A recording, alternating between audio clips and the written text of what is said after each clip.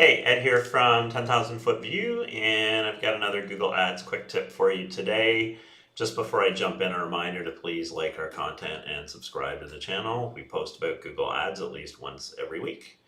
Okay, so today I'm going to be talking about a small feature that Google has released this week, and now it's September 16th, I believe. So you should already have this in your account, and that is the categories tab in the products report. And prior to adding this, Google did have brands, product types, and custom labels.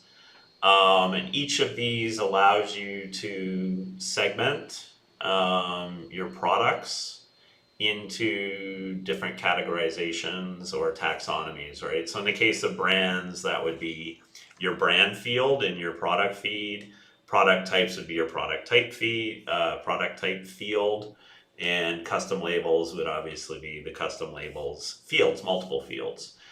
And so basically what you can do with this is you can very easily slice and dice and understand which of those groups are actually performing well or poorly, and then take action to address that with optimization, right? So for example, you might find that particular product type that you've set your own category for is really outperforming everything else.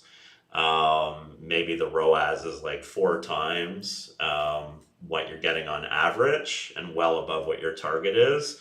But if your PMAX campaign is restricted by budget, that means that particular product type group doesn't have room to breathe, and it's being reined in. So in that case, you might actually take that product type group and move it into a separate PMAX campaign with an unlimited budget to allow it to spend more, and that will optimize your overall return. So that's just one example. There's lots of ways you can use these data sets, either good data or bad data, right?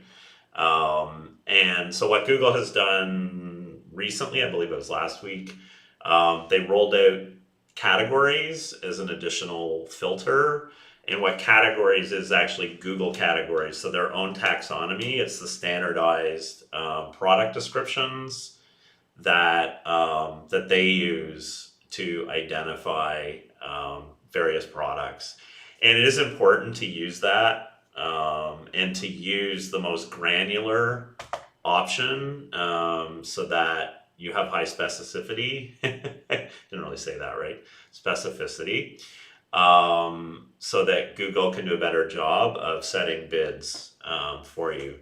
So just like the other tabs, this one will give you a breakdown because there's a hierarchy with Google's categories. You can unroll those to get down to kind of the most granular one, or you can have them rolled up. And so that's really useful for kind of understanding how very specific product categories are performing. And just like with the other tabs, it will allow you to pull out high performers and low performers and treat them as appropriate, right? Again, high performers, maybe move them into their own campaign. Low performers, you may decide to pause, or another alternative is moving them into a catch-all with a low bid, so that the remaining products get prioritization, especially when you have cap budgets. So it's a really simple one today, but it is a nice new feature because Google categories are a great way to kind of filter and identify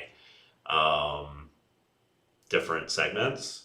So I hope you will find this video useful. That is it for today, and I will see you next time.